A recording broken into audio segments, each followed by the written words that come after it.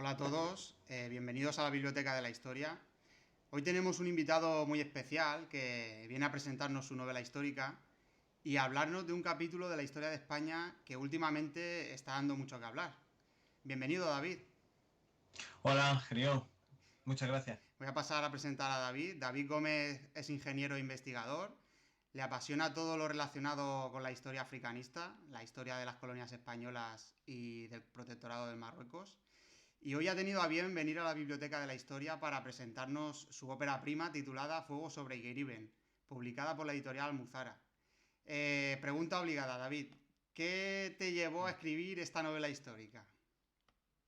Pues un poco la rabia, ¿no? La rabia de que cuando yo eh, leía cosas de la guerra de Marruecos, a mí siempre me ha gustado todo ese tema, y llega a mis manos, pues, el capítulo de Igueribe, pues no había una literatura o no había libros, novelas que hablaran de ello.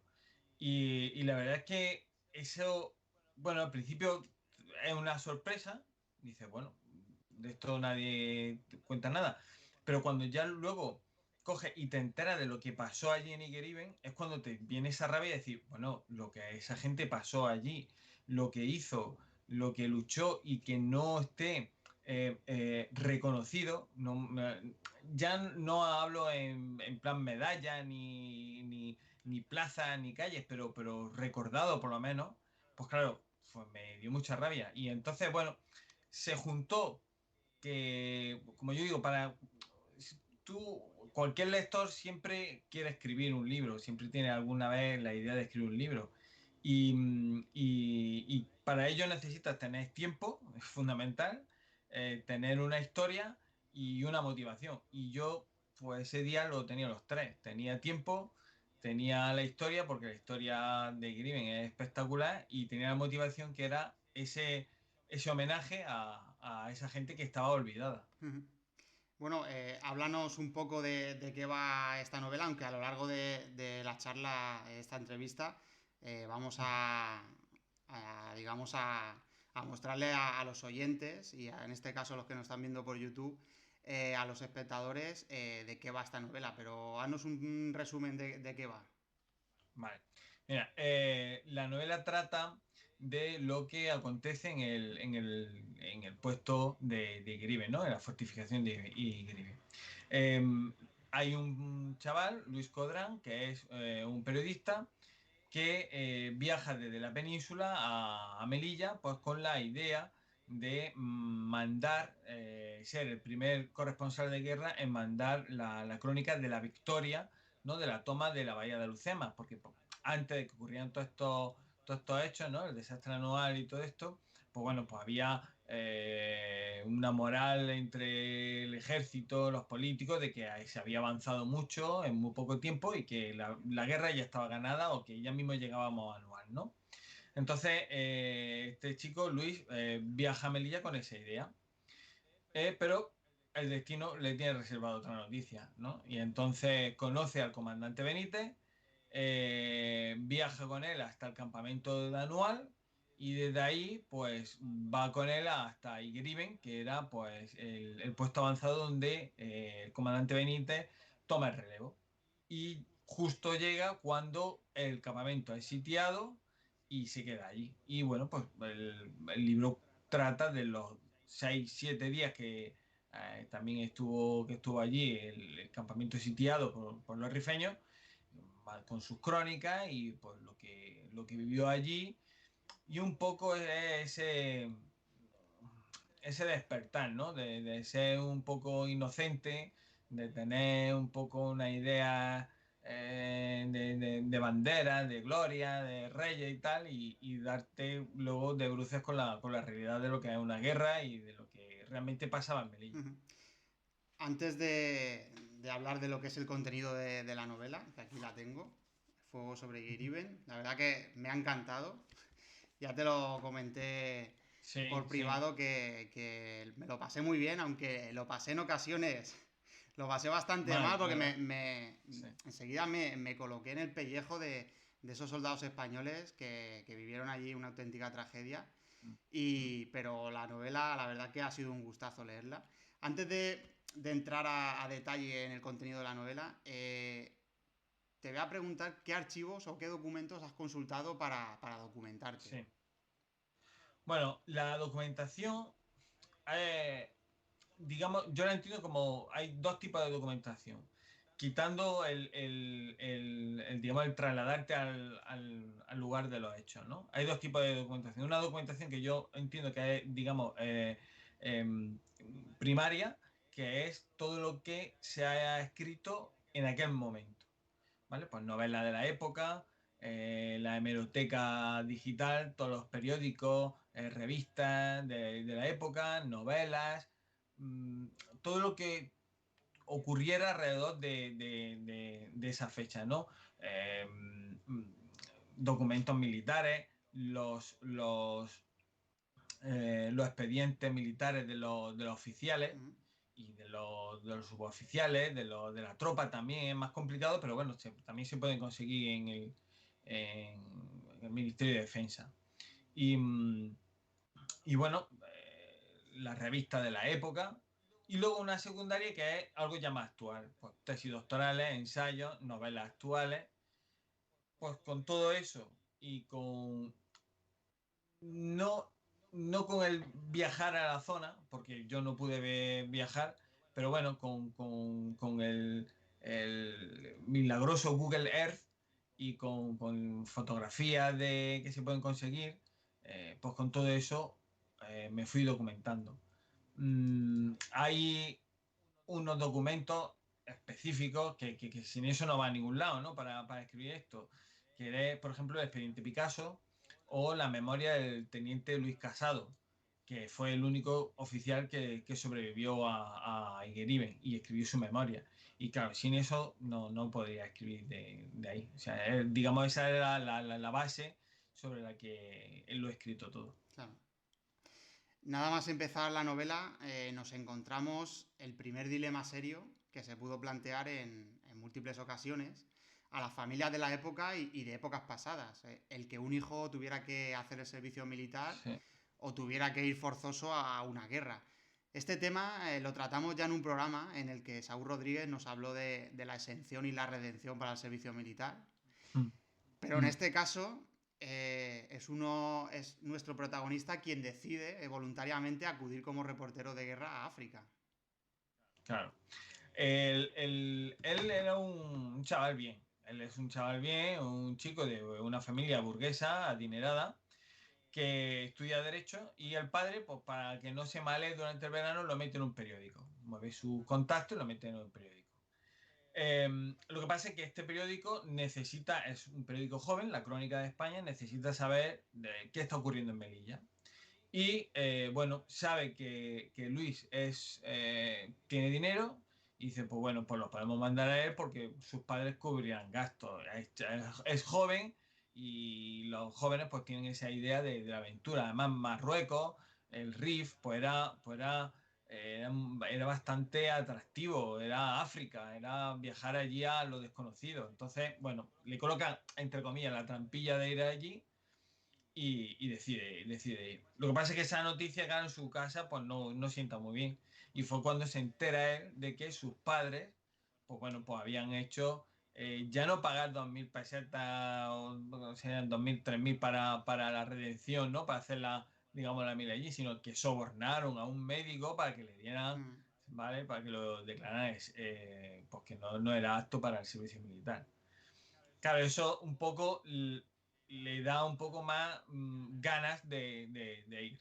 Y entonces, pues bueno, pues ya se le mete entre ceja y ceja que tiene que ir y va para allá. Ujú. Aquí aparece la experiencia de una vida y el miedo de unos padres que han luchado toda una vida por sacar a sus hijos adelante y darles lo mejor. Y que eso, claro, se puede truncar en un momento dado por una decisión mal tomada. Claro, Esto claro. realmente choca frontalmente con la visión romántica en la que en ocasiones se presenta la guerra, ¿no es así? Sí, sí. Es que pues, los padres ya habían visto lo que era una guerra, con la guerra de Cuba. Entonces sabían lo que eran, pues que esos muchachos jóvenes pues fueran cantando, digamos, a la guerra y vinieran pues destrozados o no vinieran. Ellos lo sabían, sabían lo que era una guerra y entonces pues hicieron lo que cualquier padre, yo entiendo que con la posibilidad de hacerlo harían, que es evitar que su hijo fuera a cualquier conflicto armado. Y claro, es que de romántico la guerra tiene poco, o sea, no tiene nada. Y él se da cuenta, él se da cuenta. Y yo quería que en el libro se quedara eso marcado. La idea preconcebida que puede tener una persona de lo que puede ser una guerra y lo que luego es realmente. Ujú. Me ha gustado mucho la manera de contar los acontecimientos que se vivían en esos momentos, ya que por un lado narrabas cómo podía ser el día a día de la vida fuera de la guerra que se estaba librando, y por otro lado salen a relucir las crónicas de guerra en pequeñas reseñas periodísticas o partes de guerra. Sí, Ujú. sí.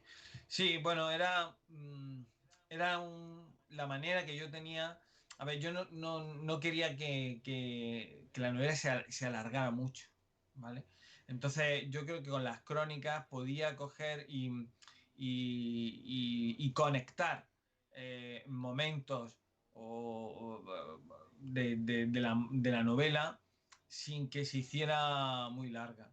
El traslado de este periodista desde Melilla hasta Iriben prácticamente lo cuento en una crónica. Y con eso, pues yo creo que acortaba mucho, no, no destrozaba un poco lo que es la trama y quedaba bien porque en esas crónicas va un poco el cambio de mentalidad de la personalidad de nuestro amigo el periodista. Ujú. David, como espectador de lo sucedido en aquella guerra, pero desde la distancia, claro está, Mm. ¿crees que los tristes acontecimientos que se vivieron tuvieron lugar debido a esa especie de carrera entre los generales Silvestre y Berenguer? Sí, yo creo que sí. Eh, Eran amigos, se conocían hace tiempo, pero bueno, los amigos también tienen sus piques, ¿sabes? Y uno tenía la comandancia general de Ceuta, el otro tenía la de Melilla. Ahí estaban uno avanzado por un lado, el otro por... Yo creo que sí, que había cierto pique. Silvestre tenía, yo creo que tenía más feeling con el rey, con Alfonso XIII que Berenguer. Ujú. Y probablemente lo aprovechara. Lo aprovechara y él sabía que Berenguer, aun siendo su superior, no le diría nada si él, digamos, apretaba un poquillo más las tuercas por la amistad del rey. Y se ve palpablemente porque cuando eh, la pérdida de Abarrán, hay ahí una reunión entre Berenguer y Silvestre en el Cañonero Olaya, y bueno, Berenguer le dice, estate quietecito ya, y Silvestre a los 5 días manda a tomar Igueriben. ¿Sabes? Entonces, había ahí, pues eso, una cierta carrera por el prestigio, por llegar hasta Lucema antes que otro, y bueno, también está ahí un poco la falta de humildad a lo mejor de ese general, pero bueno, y entiendo que un general, o en aquella época, pues había... Es difícil que haya generales humildes en aquella época. Ujú. También sale a relucir la indiferencia por la vida de los soldados por parte de los altos mandos del ejército y también las Sí. críticas hacia estos por parte de la tropa y por parte de la oficialidad. Sí, en aquella época, bueno, Melilla era una ciudad corrupta, ¿no? ¿Sabes? O sea, los oficiales, había una corrupción tremenda entre la oficialidad. No es que fuera generalizada, pero sí había un gran número de casos de corrupción por juego, las pagas. A los oficiales los oficiales de regulares se quedaban con las pagas de la tropa o las recortaban.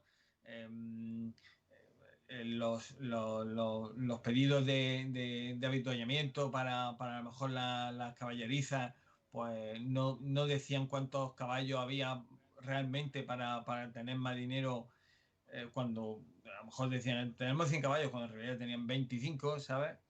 Y, y no había un gran feeling en general, había una conexión entre oficialidad y tropa. Primero porque la oficialidad no venía de un nivel bajo o de un estatus bajo de la sociedad, cuando la tropa sí. Entonces la oficialidad, pues bueno, no se mezclaba mucho con la tropa en general, pero había casos excepcionales, evidentemente, o no, o excepcionales o normales o como debería ser, como por ejemplo el caso del comandante Benítez. Ujú. Una cosa de la que se ha hablado mucho en esta guerra ha sido de los bloqueos. Cuéntanos qué es un bloqueo.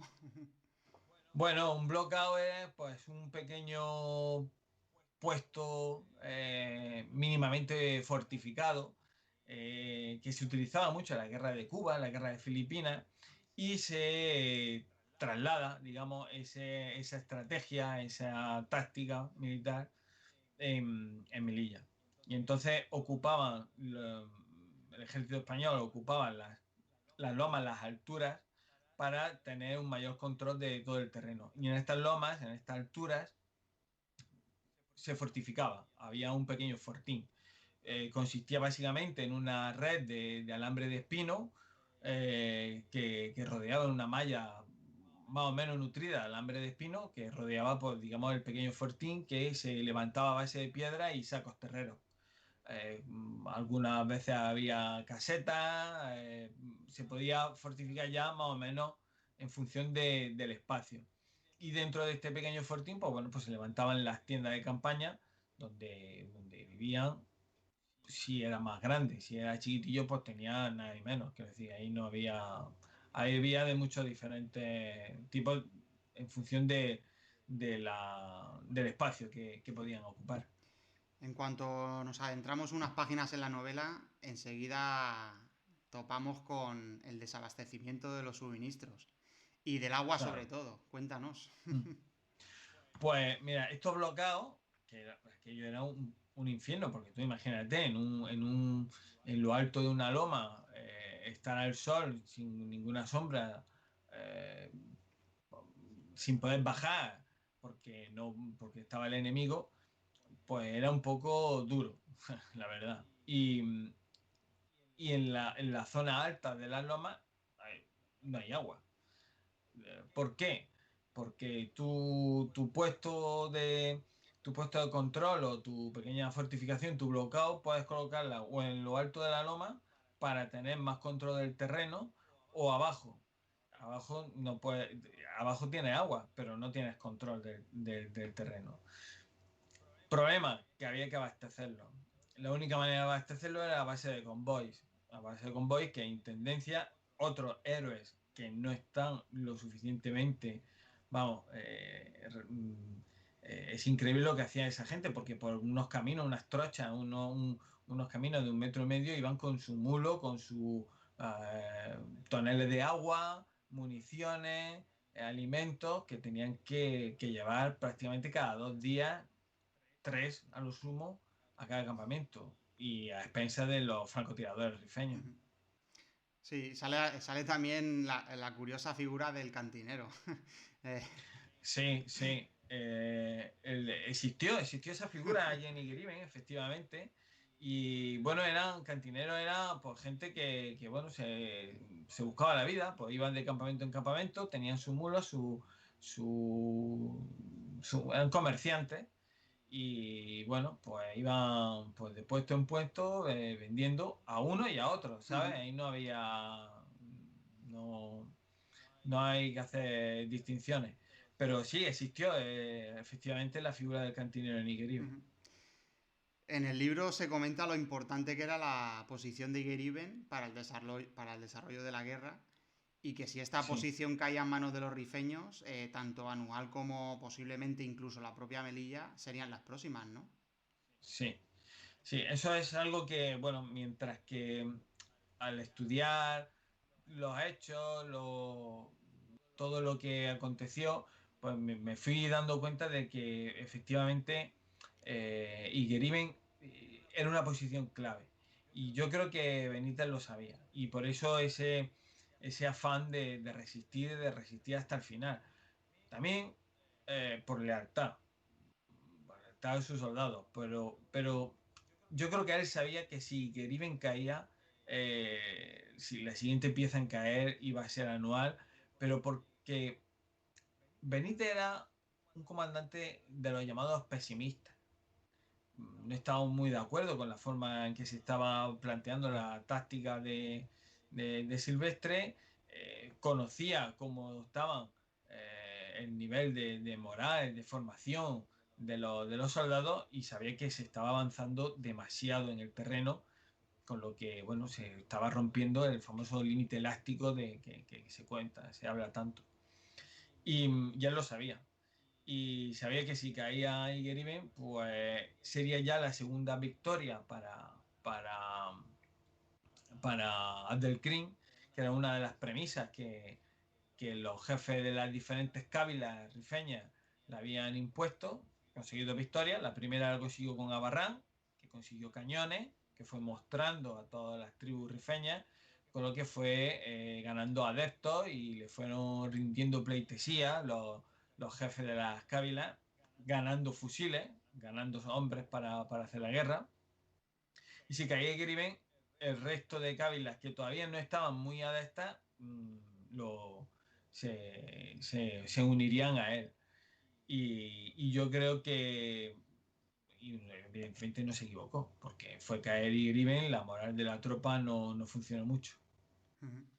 Durante su convivencia con los soldados de Igueriben, el protagonista de la novela, Luis Codrán, se da cuenta que detrás de cada soldado anónimo hay un nombre, una historia, una familia que lo espera, unas inquietudes. Esto es una cosa en la que no se suele pensar cuando se habla de la guerra. Claro, se habla de números. Exactamente. Han caído, no sé, 20 soldados americanos han caído en Afganistán. Cuatro, pero es que 20 son 20 personas que tienen 20 familias, ¿sabes? Que pueden tener hijos y cada familia tiene una historia. Y eso es lo que a mí me movía para ello. De hecho, los nombres de todos los personajes que salen en la novela, exceptuando a Luis Codrán, que es el protagonista, aunque yo creo que el protagonista verdadero de la historia es Benítez, pero bueno, el protagonista, lo que me he inventado es Luis Codrán, pero el resto, los soldados que salen, todos son reales, son nombres de la gente que estuvo en Grime, porque yo quería darlo a conocer. No están todos, pero pues todos los que he podido. Y eso es, la historia es esa, la historia es un conjunto de pequeñas historias de gente corriente que le toca vivir una época determinada, que puede ser espectacular, que puede ser aburrida, que puede ser extraordinaria, que te puede tocar una pandemia, ¿sabes? Pero son historias de personas. No se trata de olvidar la historia con mayúsculas, sino de no olvidar a esas personas que conformaron la historia. Exactamente. Otra cosa de la que se da cuenta Luis Codrán es que la moral de la tropa está bastante baja y que muchos ya están pensando prácticamente en la muerte. Se encuentran en una situación difícil, ya que Sí. se encuentran rodeados y además hacen mención en muchas ocasiones a los sucesos de Abarrán que has comentado anteriormente. ¿Qué pasó en Abarrán? Claro. Bueno, Abarrán fue como te estaba comentando antes, pues fue los bigotes, ¿no? de Silvestre. Hubo una reunión, Silvestre en mayo aproximadamente viaja a Madrid, está en Valladolid, viaja a Madrid y allí pues habla con el rey y un poco le incita a que acelere el paso de las actuaciones militares. Todo le ha ido muy bien, ha avanzado un montón de terreno, ha conquistado un montón de terreno en muy poco espacio, cosa que no se había conseguido antes.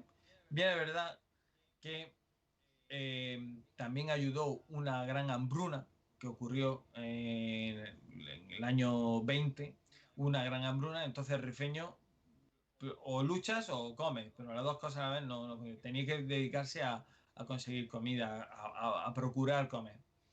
Y se avanzó mucho terreno en ese espacio de tiempo. Pero en el año 21 vinieron las buenas cosechas. Entonces, con las buenas cosechas, pues bueno, pues ya el ardor guerrero de Rifeño empieza a subir. Hay un. Silvestre, como te estaba comentando, está en Madrid. Se le insinúa que podría ser un buen regalo para el rey, que para el 25 de julio la bahía de. El 25 de julio, que es Santiago, se conquistara Lucema, y eso podría ser un buen regalo para el rey. Viaja precipitadamente, vuelve a Melilla para preparar todo este operativo de avance, y es cuando se encuentra que encima le pasan un ultimátum de Abdelkrim. Y Abdelkrim le dice que no puede pasar la línea del río de la Mecrán, porque eso ya sería entrar en su territorio, en el territorio de su cábila. Pues nada más decirle esto, pues ya al día siguiente ya está preparándolo todo para conquistar a Barran. Habla con sus confidentes, y sus confidentes de la cábila de Tensamán, que era la zona de donde estaba Barran, pues le dicen que sí, que vente, que estamos contigo. Y va para allá. Se toma a Barran, el comandante Villar, al mando de una tropa de 2.000 o 3.000 hombres, pues va de escolta para unas compañías de regulares, de policía indígena, unos 200, 300 hombres que se quedarían en Barran, pero cuando llegan allí empiezan a fortificarlo y se dan cuenta que, por lo que te he comentado antes, de todos los negocios sucios que había en Melilla, los sacos terreros, los sacos de arpillera de los sacos terreros, pues está podrida y se rompe. No se puede construir un parapeto, y lo máximo que llegan es a 30 o 40 centímetros el parapeto de Abarrán. El comandante Villar decide abandonar la loma y deja allí pues, a esos 200 soldados indígenas, entre indígenas, policía indígena irregulares, y 25 europeos, bueno, 25 soldados españoles. Nada más abandonar la loma, con la protección que era toda la tropa que llevaba Villar, pues bueno, pues la policía indígena chaquetea, los de regulares hacen lo mismo, los rifeños que estaban alrededor atacan, y en pocas horas es tomada Barran. El capitán Salafranca al mando de los regulares, el capitán Huelva al mando de regulares, pues mueren, son asesinados por sus soldados o por los que estaban allí, por los rifeños, pero capturan al teniente, creo que es teniente Flomesta, que es de artillería, porque los rifeños necesitaban cañones y necesitaban saber lo que eran los cañones. Al tomar a Barran, no queda nadie vivo. Creo que sobrevivieron muy pocos soldados sobrevivieron. Y bueno, pues Flomesta es sometido a tortura para que les enseñe a los rifeños cómo se utilizaba el cañón, y muere antes de enseñarle.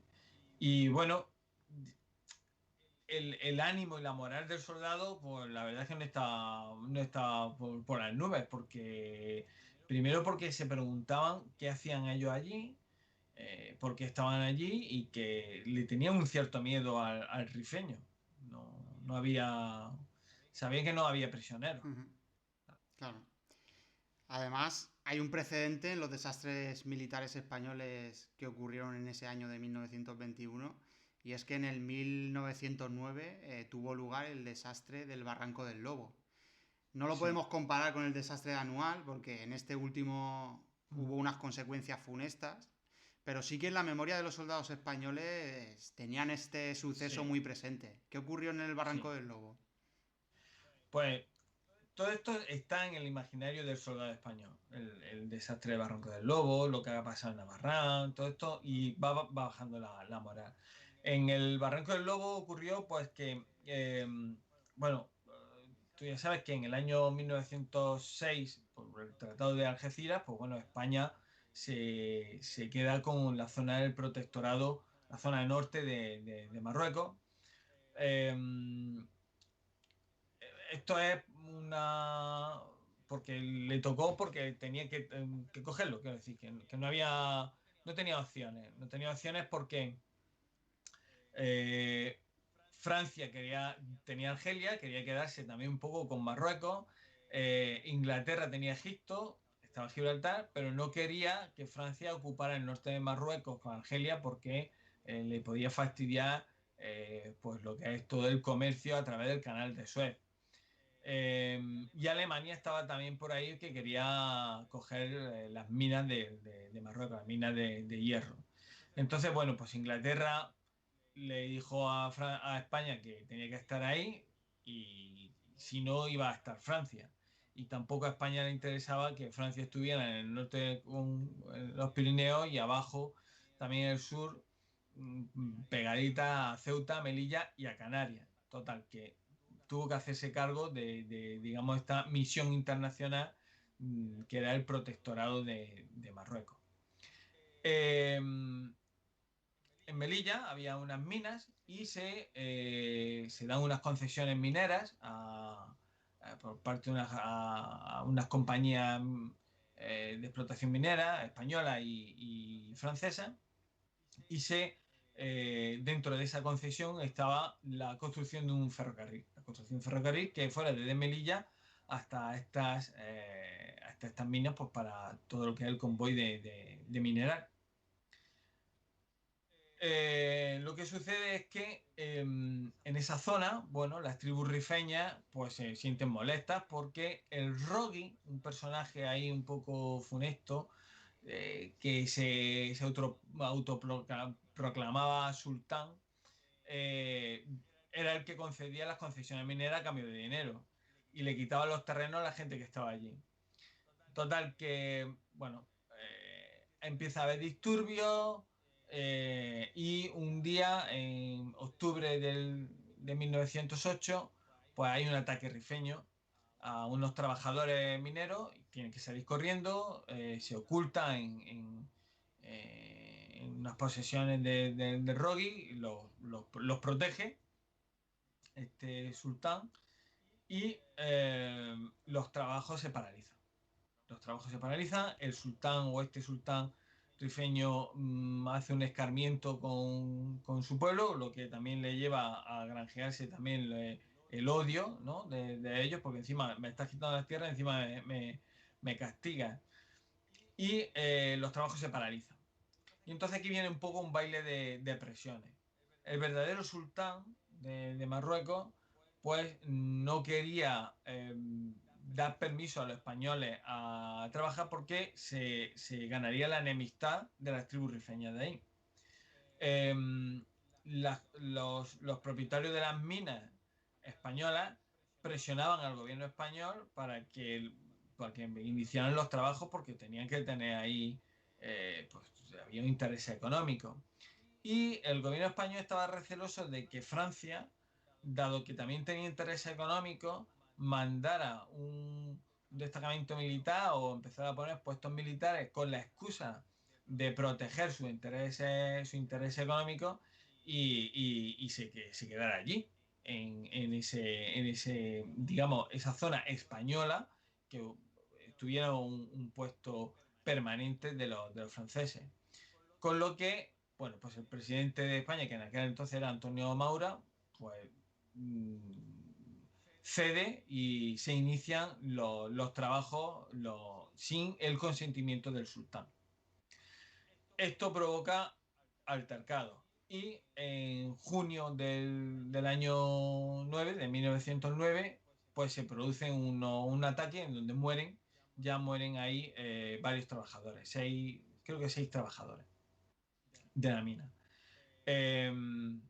Entra en juego el general Marina, manda tropas y coloca una especie de puestos avanzados, de fortines, rodeando, digamos, la zona que fue atacada. Los dos más en vanguardia, los dos más avanzados eran el Atarayón y Sidi Musa, y los dos más en retaguardia, más cerca de Melilla, era la segunda caseta y Sidi Hamed. Estos dos puestos, digamos que rodeaban a la zona donde habían sido atacados estos mineros. En junio fue el ataque a estos mineros y se van sucediendo los ataques en escala increciendo. Iban sucediéndose más, había más muertos, el general Marina ve que a eso se le va a escapar de las manos y pide tropas a la península y le mandan pues cerca de 15.000 o 17.000 soldados más. En julio, una noche de julio, pues importante, las clásicas almenaras, ¿no? Los fuegos con los que los rifeños se comunicaban entre ellos, llamando a la guerra, pues se vieron en el Monte Gurugú. Y esa misma noche, los rifeños sabotean las vías del tren, ese ferrocarril que llegaba hasta la zona más en vanguardia, donde estaban los fortines estos que te he dicho antes, de Sidi Musa y el Atarayón. Sabotean las minas de las vías del tren con objeto de que cuando vayan a arreglarla y el convoy de abastecimiento, pues atacarle. Y eso fue lo que pasó. Al día siguiente se forma un convoy para abastecer los puestos más avanzados, y el general Pintos y una brigada de cazadores de montaña de Madrid pues tiene la misión de, digamos, proteger el flanco derecho de este convoy. Este flanco derecho era el Barranco del Lobo. Se colocan ahí entre el Barranco del Lobo y el convoy. Cuando el convoy de mula y tal, porque el tren ya estaba, vamos, no estaba, las vías no se habían arreglado, llega hasta la posición, el general Pintos se queda solo y ve que bajan las tribus rifeñas para, digamos, cortar la retirada del convoy.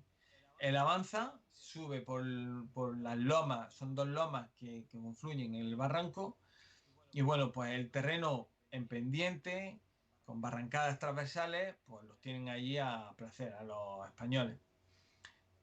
Debido al terreno, tienen que hacer una serie de movimientos que hace que la línea española de avance se rompa, con lo que el rifeño avanza y los corta. El general Pintos muere pues, prácticamente al inicio de la batalla, de un tiro en la cabeza. La escasísima formación, y digo escasísima porque se pensaba que era esta unidad de cazadores de montaña que tenía una gran formación militar y no lo era, pues cuando mueren los oficiales, que en aquella época todavía los oficiales iban delante con espada en mano avanzando, pues se retiran, huyen. Al retirarse el español, pues el rifeño avanza. Y claro, aquello fue una matanza total, porque los cogieron allí en el barranco. Hubo actos heroicos para mantener las líneas.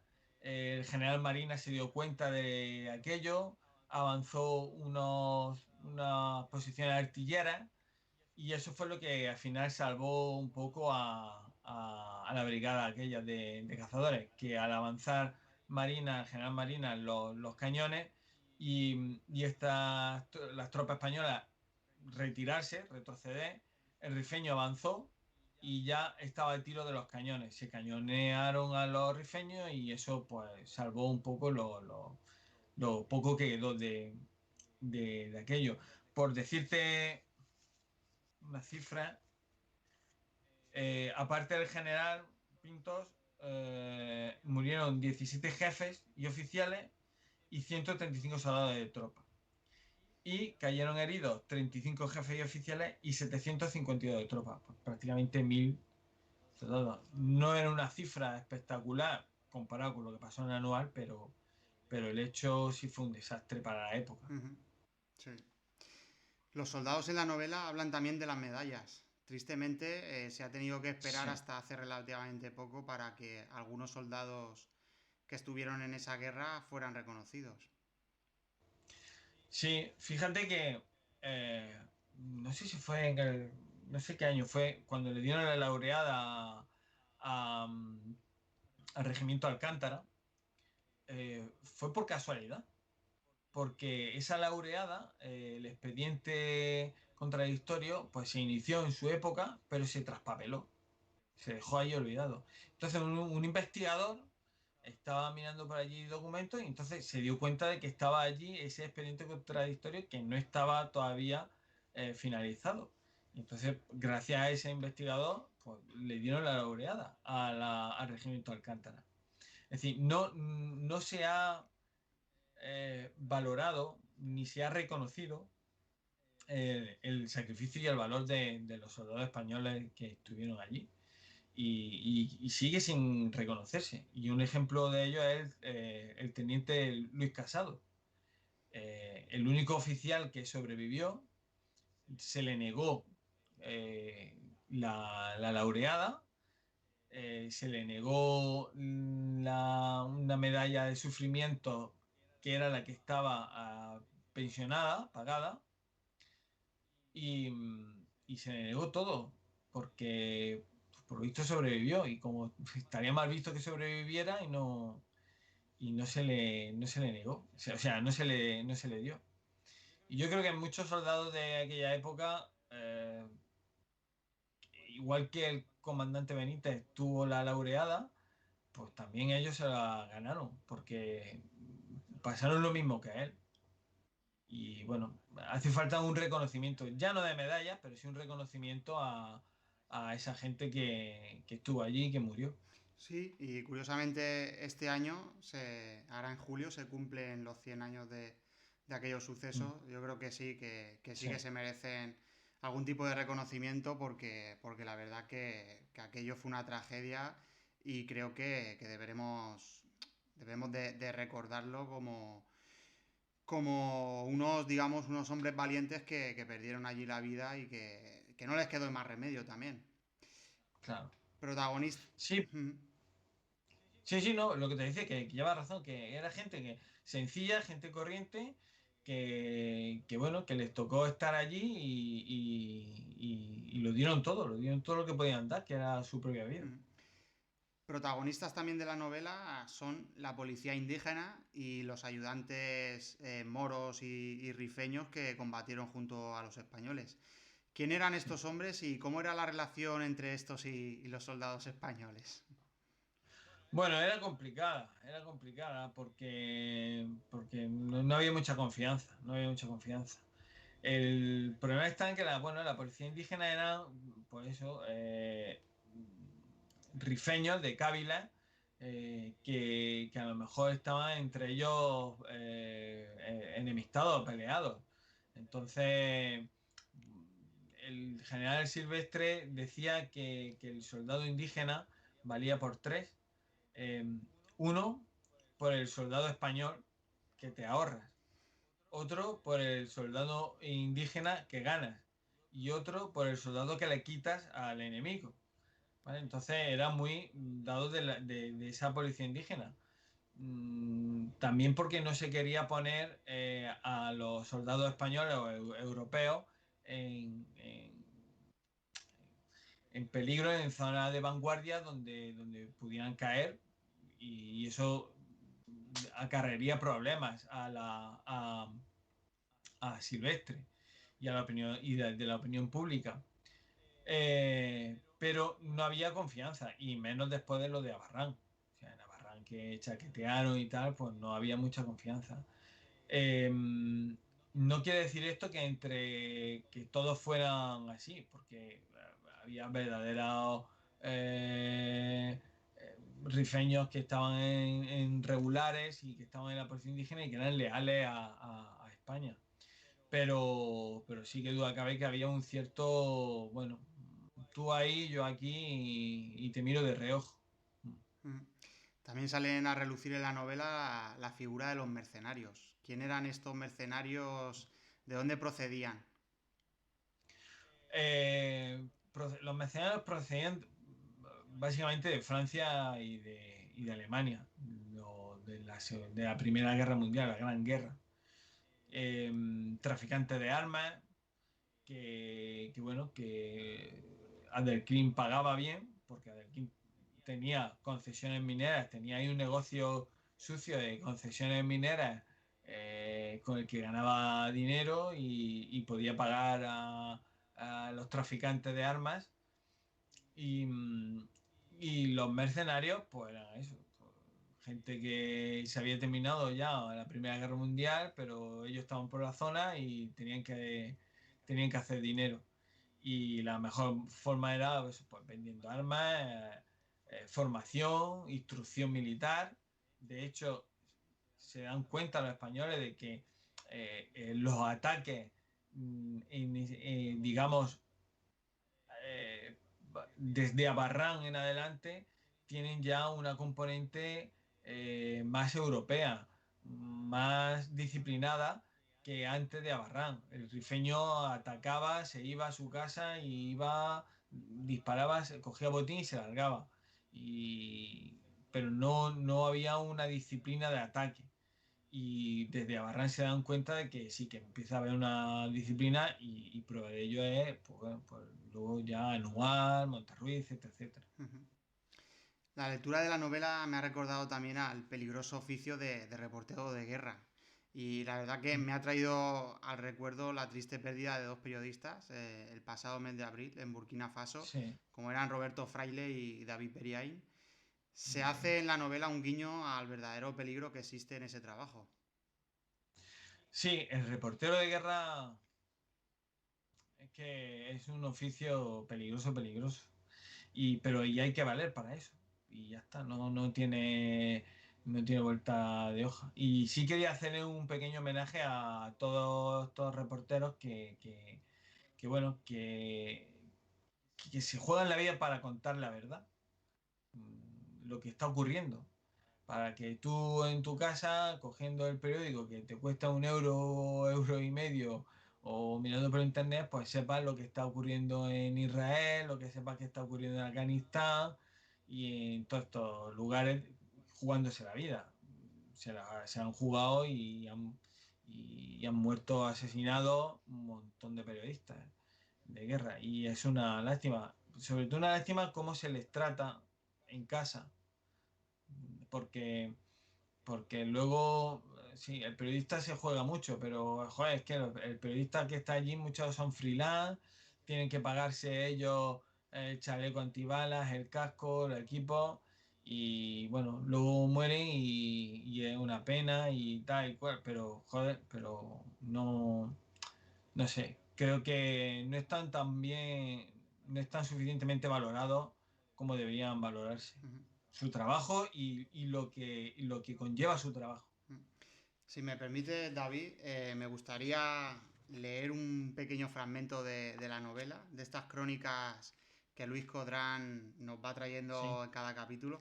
La verdad que ahora a los oyentes yo creo que les va a abrir el apetito lector porque la verdad que es una maravilla. Bueno, dice así. Eh, Igueriben, 19 de julio. Dice, oh Dios, si al menos fuera ya mañana.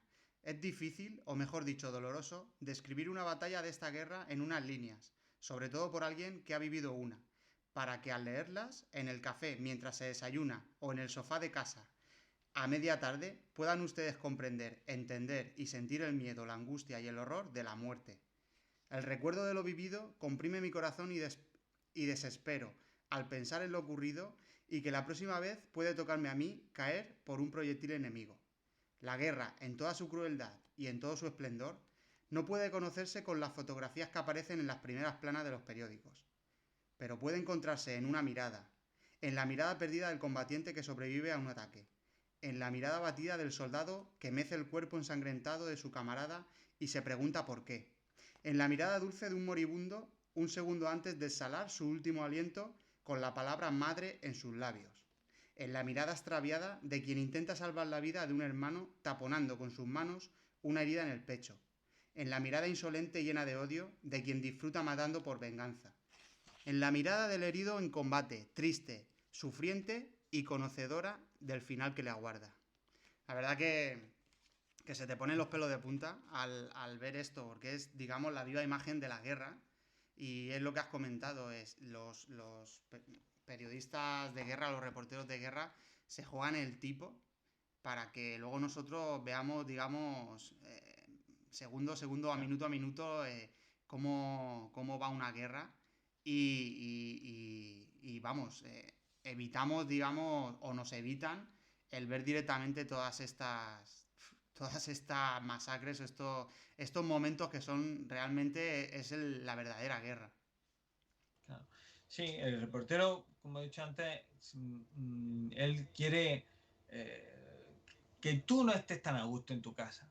Que cuando tú estés en tu casa viendo la tele, que veas lo que está sucediendo de verdad en otros países y que el mundo no es happy happy ni nada de eso y que hay pues hay miseria, hay maldad y hay sangre y hay de todo y tú estás en tu casa, en tu sofá, viendo, no sé, Netflix, lo que sea, y piensas que todo es maravilloso, pero realmente no.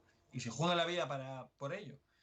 Y yo creo que no están suficientemente reconocidos, realmente. No, Beriaín, eh, era impresionante el trabajo que había hecho ese hombre, ¿sabes? Y la verdad es que no, yo estoy con que el reportero de guerra, el reportero que hace, o como David, que hace trabajos de investigación en sitios conflictivos, duros, peligrosos, pues no está lo suficientemente reconocido por la sociedad en general. Sinceramente, David, a medida que iba leyendo la novela, se me hacía más factible el ver plasmado sobre la pantalla esta historia. No sé si hay algún proyecto cinematográfico para llevar al cine esta gran historia. ¿Alguien te ha contactado o alguien te ha comentado algo?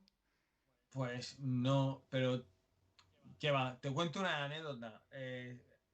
Contacté con un sobrino nieto de Arturo Bulnes, que es productor de cine.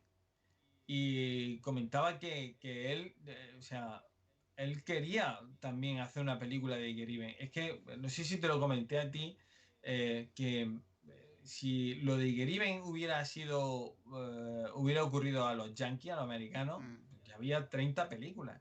sí. Pero no, nos ha tocado a nosotros. Y yo creo, sinceramente, que Iker al lado de El Álamo, al lado de Little Big Horn, al lado de cualquier... vamos, una excursión de los Boy Scouts. Yo no sé qué otra posición. El Álamo cayó en un día. Quiero decir, cayó rápido y Grimen estuvieron 6 7 días aguantando ahí sol, muerte, animales en descomposición, cuerpos en descomposición, sin agua. eh, Fue increíble. Y es una historia, una hazaña épica como no la hay y no hay una película. Y este hombre, estábamos hablando y decía que él lo había intentado, pero que no, que es que no hay financiación para hacer películas. Y se quejaba de eso, y es verdad, se quejaba amargamente de decir, "Jo, es que el gobierno no ayuda, no subvenciona, él no quería una subvención, él pedía facilidades para financiar una película y se financiaba y ya está, pero no hay. Y es una pena porque yo creo que es una historia que a poco que conozca 3 líneas de lo que allí sucedió, dan ganas de hacer una película, una serie, un cómic, lo que sé, de todo, porque creo que... Pero ojo, te estoy hablando de Iker, pero, pero es que hay 50.000 episodios bélicos épicos en la historia de nuestro país. Pues si algún director de cine nos está escuchando, ya le digo yo que merecería mucho la pena este proyecto. Y bueno, viendo el éxito de la última película de Alejandro Amenábar sobre la guerra civil, pues creo que sería un acierto el abordar este proyecto. Hay muy poco de la guerra de Marruecos. A ver, yo entiendo que la guerra civil lo eclipsa todo. ¿vale? Y eclipsa la guerra de Marruecos. Pero es que es lo que decía antes, si Geriben cae, cae Anual, si Anual cae, cae Melilla. Y todo ese desastre al final desembocó en la guerra civil. Después del desastre anual vino el expediente Picasso, vino la dictadura de Primo de Rivera, vino la marcha de Alfonso XIII, vino la República, ¿sabes? Entonces, vino los generales, los militares africanistas, que a la postre fueron los que iniciaron el golpe de Estado del 36. Es decir, Marruecos, la guerra de Marruecos es mucho más que el desembarco de Alucemas. Ujú. Ahí de todo. Y bueno, y el desembarco de Alucemas, fíjate si eso es para hacer una película. Exactamente. ¿Sabes? Ujú. Entonces, Bueno, David, pues ha sido un placer tenerte en la Biblioteca de la Historia y presentar tu novela, igualmente. Fuego sobre Igeriben. En la descripción del audio dejaré los enlaces a las plataformas de compra para que los oyentes que quieran comprar tu novela pues lo tengan más fácil. Decir que Muy bien. entre los fans de la Biblioteca de la Historia vamos a sortear un ejemplar de la novela y bueno, espero que haya gustado a los oyentes y que se animen porque la verdad que yo la recomiendo encarecidamente porque ya te lo comenté a ti por privado, me lo he pasado muy bien, aunque también lo he pasado mal y yo creo que eso es bueno, o sea, cuando te Mm. metes en el papel de los protagonistas de la novela, yo creo que es porque la novela tiene categoría, te atrapa y la verdad que he disfrutado con la novela y bueno, se va a convertir en un libro mío de cabecera porque yo creo que si pasa un año lo vuelvo a leer, pues lo voy a seguir disfrutando. Pues me alegro mucho así. Sí, yo cuando escribí la novela, si te digo la verdad, no pensaba en escribir la novela para publicarla. Yo la escribí para mí, por, por un homenaje a esta gente, para tenerlo yo y decir, bueno, pues algún día lo leerán mi hijo. Pasaron los años, y mi mujer me animó a mandar una editorial. Y entonces la mandé a Almuzara y finalmente está publicada. Es decir, para mí todo esto ha sido un poco de sorpresa, ¿no? Pero al yo escribirla, cuando yo lo escribía, yo lo único que quería era, yo tengo que estar en la piel del tío que está allí en Iguerín. Yo quiero sentirme un soldado del Ceriñola y todo lo que pueda. Yo no quiero saber lo que está pasando en Anual, no quiero saber lo que está pasando en el camino de Izumar, porque yo no lo sé, porque yo estoy en Igueriben, no puedo saberlo. Y yo no quería que el lector, en este caso yo o mi hijo, lo supieran cuando estuvieran leyendo la novela. Y creo que he intentado lo posible eso, que el que lo lea se quede en Igueriben, no sepan lo que pasa más allá de lo que hay ahí y que sufra y que tenga miedo y que tenga sed y que, bueno, y que sepan lo que es la amistad, la lealtad y la dignidad de esos hombres. Ujú. Pues también quiero recomendar, además de la novela, quiero recomendar la entrevista que te hizo Sergio Murata para el podcast Niebla de Guerra Ajá, sí, y la serie de programas que han publicado Sergio Murata en Niebla de Guerra sobre toda la guerra la guerra de la guerra de Marruecos, muy bien. Marruecos, que la verdad que son muy, muy interesantes. Está muy Sí. bien. Y nada, otra cosa, me ha recordado mucho Sí, porque lo veo como, como un libro que te representa la crueldad de la guerra. Me ha recordado a Sin Novedad en el Frente. El libro de Sin Novedad en el sí, Frente, que es un libro también totalmente recomendable para todo aquel que le guste la Primera Guerra Mundial. de Y Remarque. sí, de Eric María Remarque. Y a ratos me ha recordado al libro, digo, pero es que la verdad que es que lo he disfrutado. De verdad, David, Lo te he- doy la enhorabuena fue, porque fue uno de las lecturas para escribirlo, que es una de las fuentes de mm, documentación. pues te doy la enhorabuena porque la verdad que hacía tiempo que no disfrutaba tanto leyendo una novela y gracias. Y gracias por haber asistido aquí a la Biblioteca de la Historia. Pues nada, gracias a ti, Grión, porque bueno, me alegro de que te haya gustado la novela, que lo hayas pasado mal, pero eso está bien, ¿sabes? Creo que eso es lo bueno de la literatura, ¿no? De que leas una novela que te haga sentir pues, parte de esa novela. Y luego, sobre todo, una cosa, es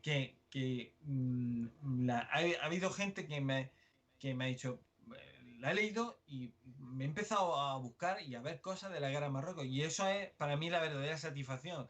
Decir, oye, joder, lo he conseguido. Yo quería hacer un homenaje a esta gente, un recuerdo, y eso es lo que... La alegría mía realmente es esa.